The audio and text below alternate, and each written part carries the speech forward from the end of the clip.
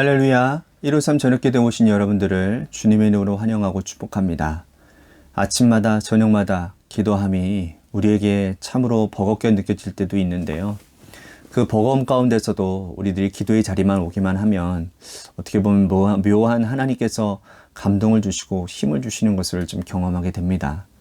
이것이 기도의 묘미가 아닌가 생각이 되어지는데요.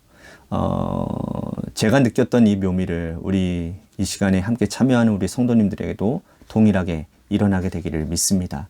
오늘도 하나님께서 여러분들을 만나 주실 것을 기대함 가운데 이 기도의 자리로 나아가는 저와 여러분들 되시기를 바라겠습니다. 먼저 하나님의 말씀 보도록 합니다. 누가복음 13장 6절에서 9절 말씀까지 보겠습니다. 누가복음 13장 6절에서 9절 말씀입니다. 우리 같이 한 목소리로 다 함께 봉독하도록 하겠습니다. 시작.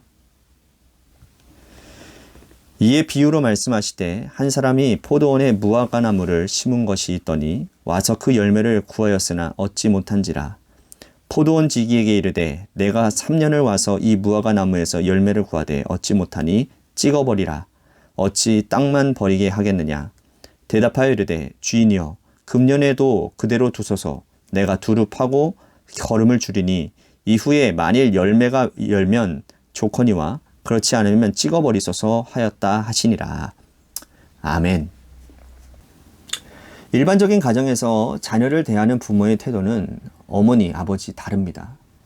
자녀가 속을 썩히고 또 자기의 할 일을 제대로 못할 때에 아버지들은 대개 직설적으로 화를 낼 때가 많이 있습니다. 그러나 어머니는 좀 다르죠.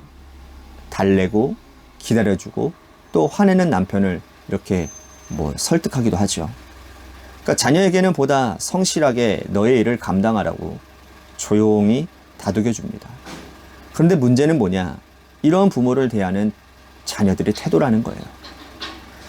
부모가 자신 때문에 갈등과 어려움을 겪고 있다는 사실을 인식한다면 자신의 일에 최선을 다하지 않겠습니까? 자녀라면 말이에요. 부모를 실망시키지 않도록 최선을 다하는 것이 자녀의 도리 아니겠습니까? 그러나 기다려주고 기회를 주시는 아버지의 사랑, 어머니의 사랑에 기대어 게으름으로 일관하고 부모를 실망시킨다면 어머니의 인내도 결국은 바닥을 드러내게 될 것이라는 거죠. 오늘 보면은 이런 맥락에서 하나님과 예수님, 우리 자신을 비유로 설명하고 있습니다. 먼저 6절과 7절 말씀 보겠습니다.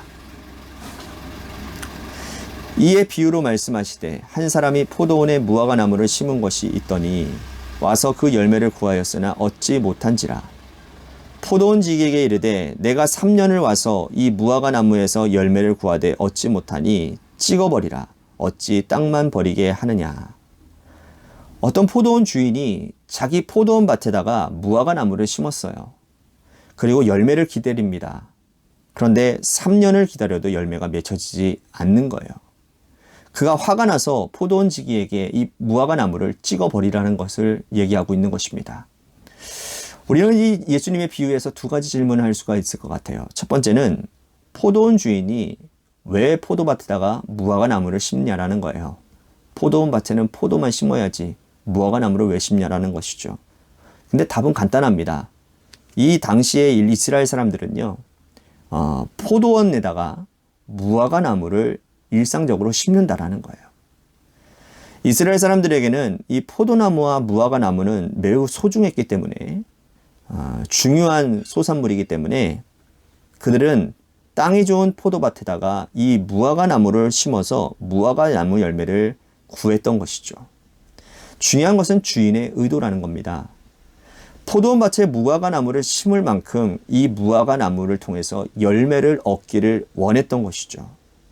포도나무가 즐비한 곳에 무화과 나무를 심을 만큼 반드시 무화과 나무 열매를 얻고자 하는 주인의 의지가 드러나 있다는 것입니다. 자, 두 번째 질문은 뭐냐? 과연 3년만 기다렸을까 하는 질문입니다. 일반적으로 무화과 나무를 심으면요, 성장해서 열매를 얻을 때까지 자라는데 한 3년에서 4년 정도 걸린다고 합니다.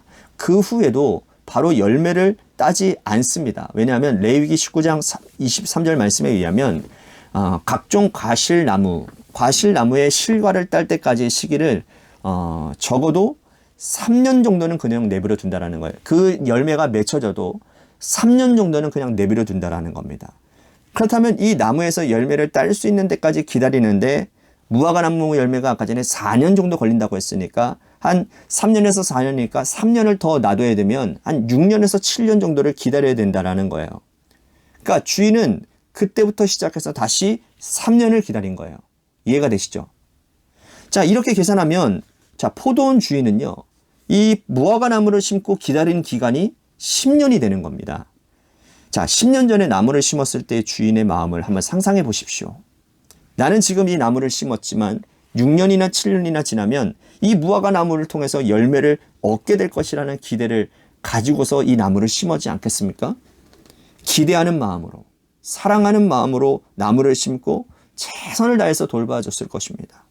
주인은 그곳을 방문할 때마다 포도나무 사이에서 유일하게 심긴 이 무화과 나무를 보며 기뻐하고 마음이 설렜을 거라는 거예요. 열매를 얻을 수 있는 나무가 되었지만 그러나 다시 3년을 기다리며 세월을 보내야만 했습니다. 그 이후에 다시 3년의 기회를 주어졌지만 열매를 얻지 못했다라는 거예요. 이제 주인의 인내가 임계점까지 도달하게 된 것이죠. 포도원 지기에서 베어버리라는 거예요. 이렇게 말하는 주인의 말을 듣고 포도원 지기가 어떻게 반응하는지를 좀 봅시다. 8절과 9절 말씀 보십시오. 대답하여 이르되 주인이여 금년에도 그대로 두소서 내가 두루 파고 거름을 줄이니 이후에 만일 열매가 열면 좋거니와 그렇지 않으면 찍어버리소서 하였다 하시니라. 자, 포도원 주인은 누구를 말하는 걸까요? 하나님이고 포도원 지기는요, 예수님을 말씀하는 겁니다. 그럼 무화과는 누구일까요? 바로 우리 자신이죠. 아버지 하나님께서 이제 찍어버리라고 하시는데 주님께서 간곡하게 간청을 하는 거예요. 금년에도 그대로 두소서. 제가 올 한 해 두루 파고 거름을 주고 그래서 잘 가꾸겠습니다. 그럼에도 불구하고 내년에도 열매를 맺지 못하면 찍어버리라는 거예요. 한 번만 더 기회를 주십시오. 지금 예수님께서 하나님께 간곡하게 중보기도 하고 계시는 거죠.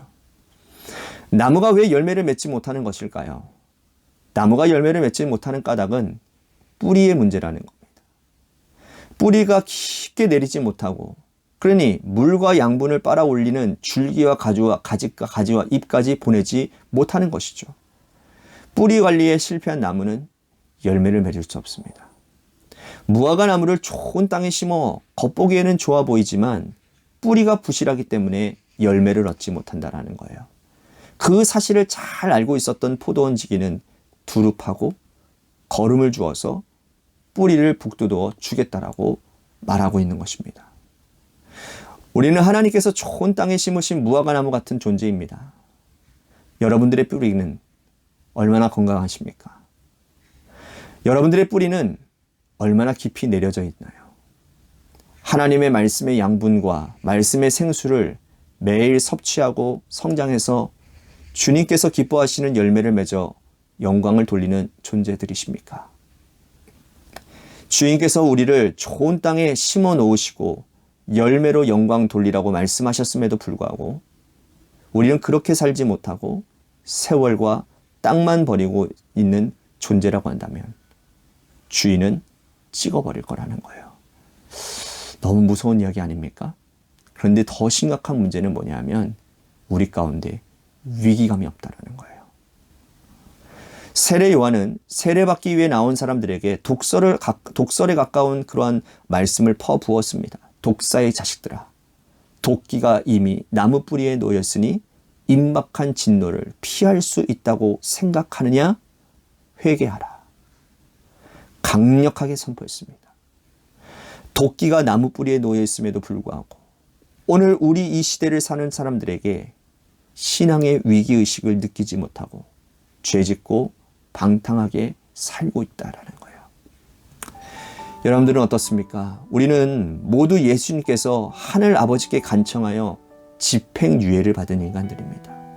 그런데 믿음의 뿌리가 깊이 내려서 하나님의 말씀의 생수에 닿지 못하여 주님께서 원하시는 열매를 맺지 못한다면 찍어버리움을 당하게 될 것이라는 거예요. 도끼가 나무 뿌리에 놓여있는 긴급한 위기의식을 우리는 가져야 되는 겁니다.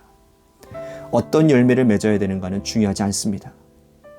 무화과 나무면 무화과 나무 열매를, 포도나무는 포도 열매를, 사과 나무면 사과 열매를 맺으면 되는 겁니다. 자꾸 열매에 관심 맺을 필요가 없는 거예요. 중요한 건 뭡니까? 우리가 어떠한 나무인가가 아니고 뿌리라는 겁니다. 뿌리.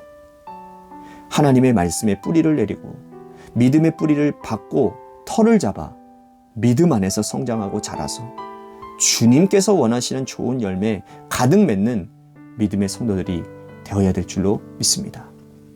오늘 말씀을 생각하면서 우리가 같이 기도했으면 좋겠습니다. 열매를 원하시는 하나님 앞에 내가 귀한 열매를 드리는 인생이 되겠습니다. 그래서 하나님, 제가 내 믿음의 뿌리를 잘 관리하는 자가 되겠습니다. 하나님, 그 믿음의 뿌리를 잘 내려서 잘 성장하여 하나님의 열매를 맺는 인생이 되기를 소망합니다. 오늘 말씀을 생각하면서 우리 같이 기도했으면 좋겠습니다. 또 한 가지 우리 교회를 위해서 기도했으면 좋겠습니다. 우리 교회 공동체 안에도 믿음이 잘 성장한 사람들, 믿음의 뿌리를 잘 내린 사람들이 있어서 그들을 통해서 하나님의 아름다운 열매들이 나타나는 그러한 교회 공동체가 되도록 인도해 주시옵소서. 믿음 좋은 사람들이 일어나는 공동체가 되도록 인도해 주시옵소서라고. 또한 우리 재개발 가운데 놓여져 있는 교회를 위해서 기도하기를 소망하겠습니다. 육신의 질병으로 고통당하는 분들이 있습니다. 그분들을 위해서 여러분들 기도해 주시고, 또한 고3 수험생인 한유진 학생과 여러분들의 자녀들을 위해서 기도해 주시기를 바랍니다. 마지막으로 여러분들의 간구할 기도 제목을 놓고서 하나님 앞에 노래 끝날 때까지 기도하며 나아가도록 하겠습니다. 오늘도 마찬가지입니다. 노래 끝날 때까지 우리 같이 기도합시다. 기도하겠습니다.